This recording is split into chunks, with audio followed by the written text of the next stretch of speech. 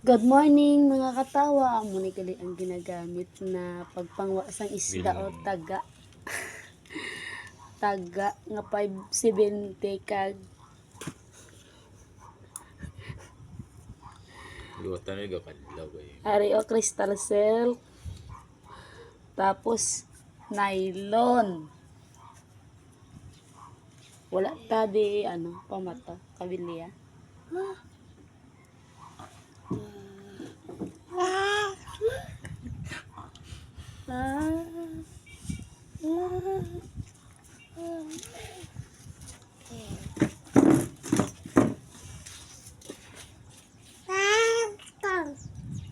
Pingkong man, ang pingkong.